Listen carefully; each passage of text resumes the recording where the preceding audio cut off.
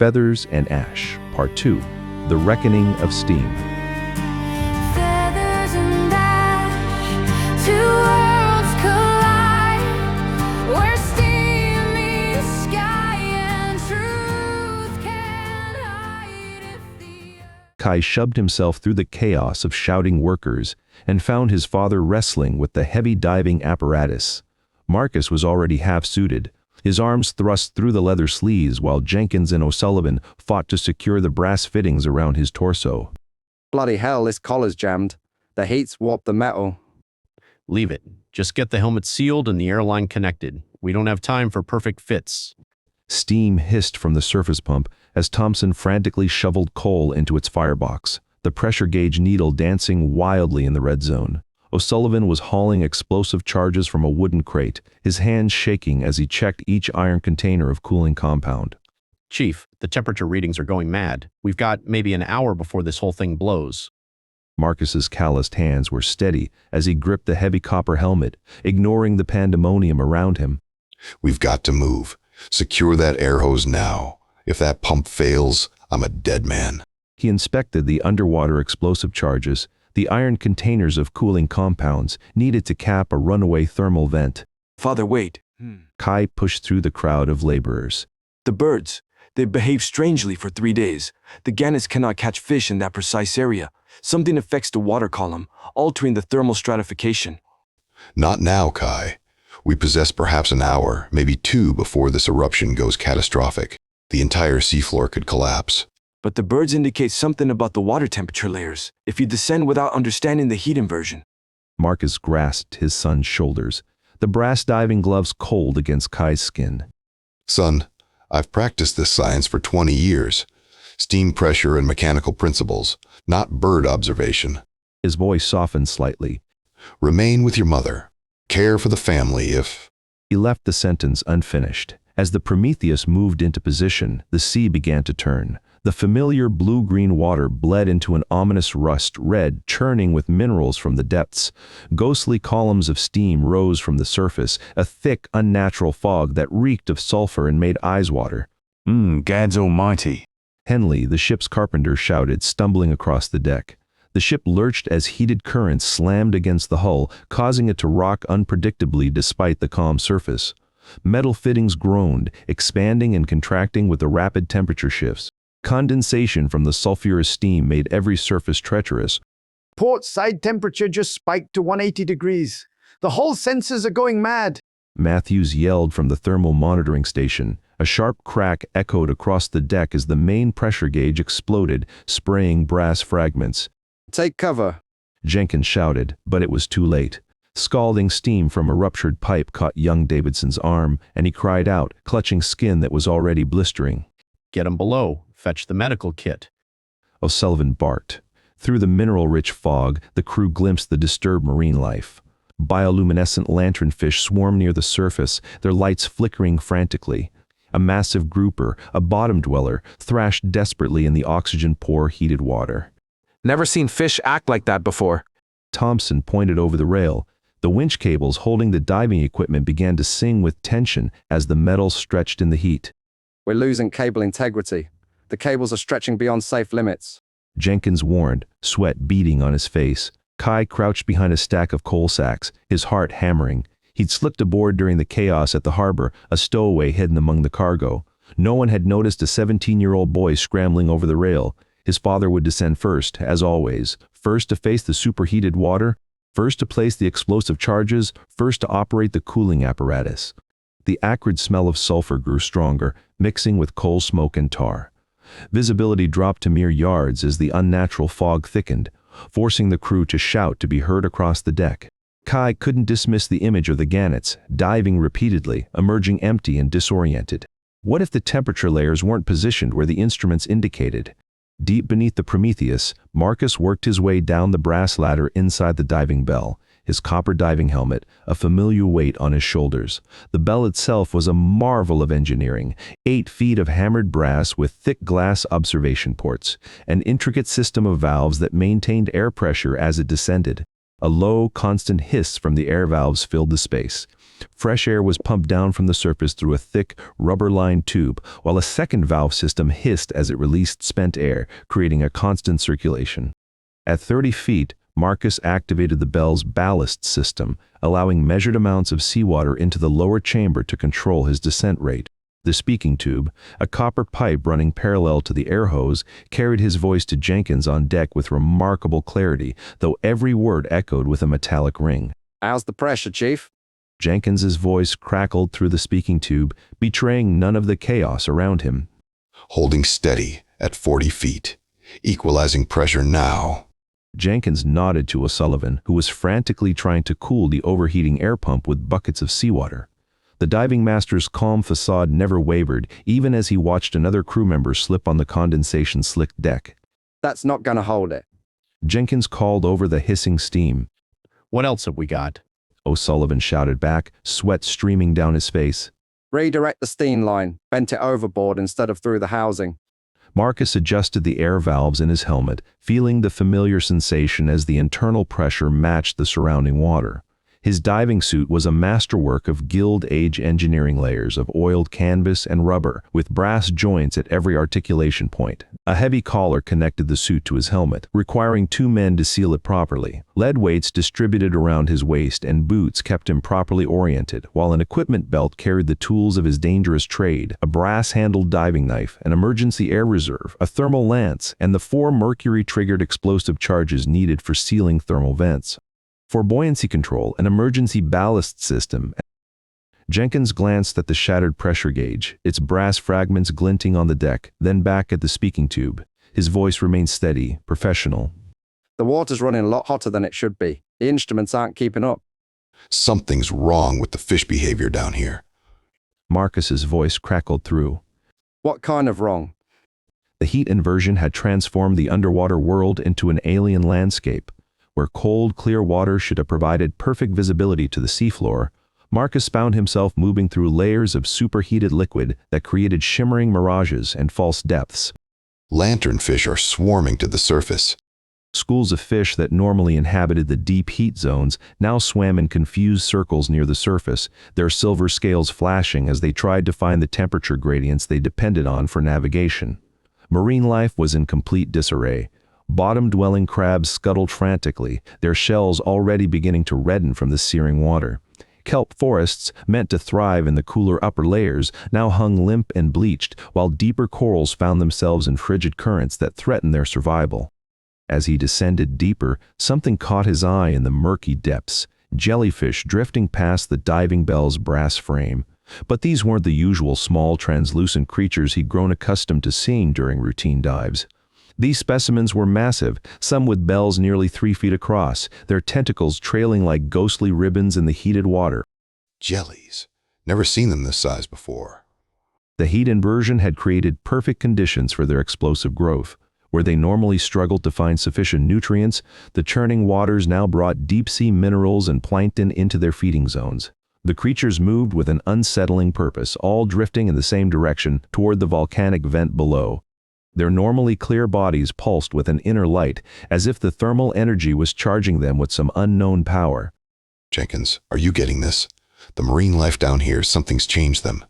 Jenkins pressed his ear to the speaking tube, one hand shielding it from the noise of escaping steam around him. Behind him, Thompson was shouting orders about the failing equipment, but Jenkins kept his voice calm and focused. What do you mean, Chief? The jellies. They're different, larger, more active. He paused, watching another massive specimen glide past, its tentacles seeming to reach toward the brass fittings of his equipment. It's like they're feeding off the thermal energy. 30 feet deeper, Marcus reached the seafloor and found the source of their instrumentation problems. The thermal monitoring station stood like a brass and iron sentinel beside the volcanic vent, a framework of pipes and gauges designed to measure deep-sea thermal pressure, water temperature, and gas composition at regular intervals. Under normal conditions, this station transmitted readings through pneumatic tubes to the surface, allowing the works to monitor volcanic activity across the entire island chain. The extreme conditions had warped the entire structure beyond recognition.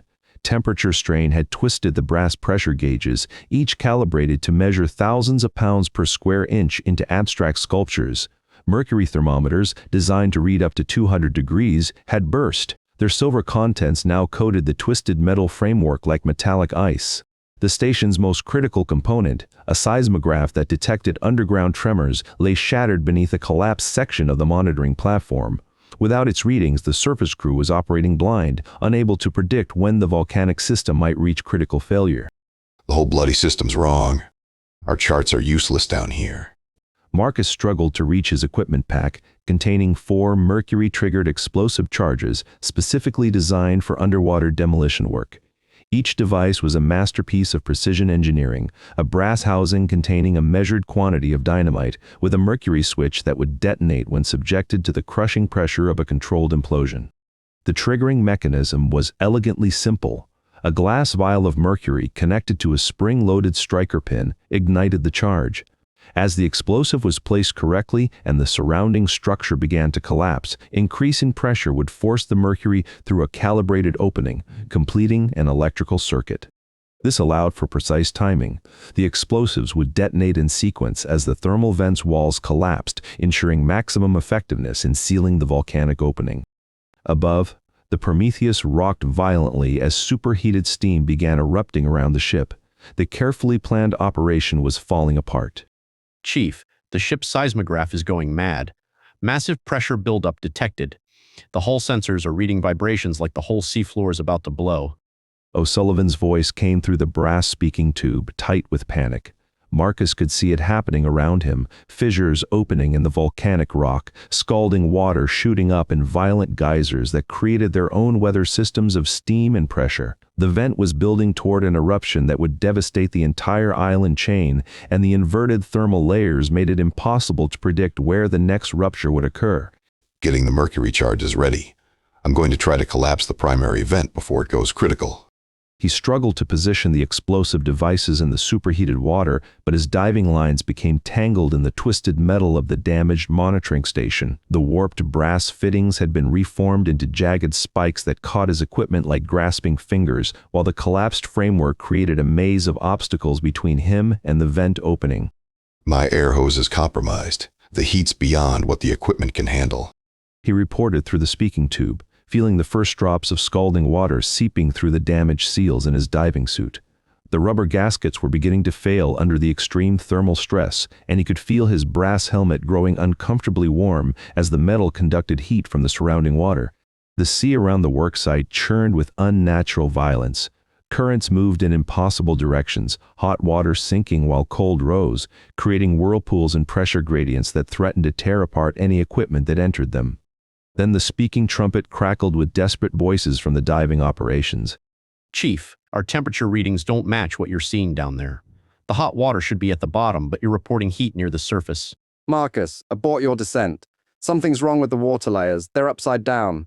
We can't lower the cooling equipment. The thermal barriers we calculated, they're in completely different positions. Kai felt the truth strike him like an icy wave. The birds had been attempting to communicate. The gannets dove where they expected fish to congregate, but the thermal inversion had displaced the marine life to different depths. The entire water column was disrupted. He ran to the speaking trumpet operator. The thermal layers have reversed. The heated water lies above, cold water below. That's why the birds couldn't fish. The operator regarded him skeptically, but transmitted the message. Minutes later, Marcus's voice emerged through the brass trumpet, metallic and strained. Confirmed.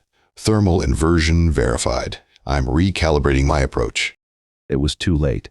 The vent system had grown too unstable, the pressure too extreme. Marcus could see the massive fissures spreading across the seafloor like spiderwebs, each one threatening to tear open and release the full volcanic fury. The water around him had become a hellscape of competing currents and impossible temperatures. Jenkins, don't send anyone else down. The environmental conditions are beyond what any equipment can handle. Those jellyfish creatures, they're swarming anything that moves down here. Chief, we can send O'Sullivan with the backup diving bell. No. I've seen what this heat does to the brass fittings. Any other diver comes down here, they're dead men. The only chance is for me to place these charges manually and trigger the collapse sequence. Above on the Prometheus, Jenkins gripped the speaking trumpet, his knuckles white. Marcus, if you stay down there when those charges blow. I know the risks. I'm staying with the charges. Father, no. Kai reached for the trumpet, but gentle hands pulled him back. Minutes ticked by with no word from the depths. The air hose feeding Marcus's diving apparatus jerked and twisted in the churning water, but no signals came through the speaking trumpet.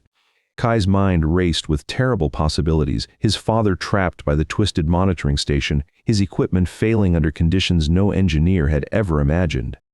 Something's wrong. The thermal pressure. It's too much for the brass seals. Watching the chaos around the Prometheus, seeing the helplessness of the diving crew as their equipment failed, a terrible understanding settled over Kai. Everything his father had taught him said to trust the machines, trust the instruments, follow the proper procedures. But the birds had been right about the thermal inversion. What else might the old knowledge know that modern science missed? His father would call it foolishness. His sister would say it defied every mechanical principle. But the machines weren't enough. Not today, not for this. Ahoy there! Called the skiff boat's captain, an old fisherman named Tomas who lived in the village. Heard about the thermal activity? This warming's bringing up deep-sea fish I ain't seen in 20 years. Mind if I drop some nets nearby? The crew was too busy with the emergency to pay him much attention, waving him off irritably. Stay clear, old man. This is dangerous work.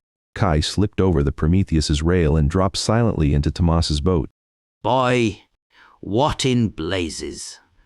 Please. My father's down there and the equipment's failing. I need to get to shore. There's something that might help him. Tomas looked at the chaos aboard the Prometheus, then at the boy's desperate face. Hold tight then, lad. As they rowed away from the work site, Kai could hear the increasingly frantic voices carried across the turbulent waters. The traditional brass equipment wasn't strong enough for these extreme conditions, but maybe, just maybe, the old ways would work where modern engineering failed.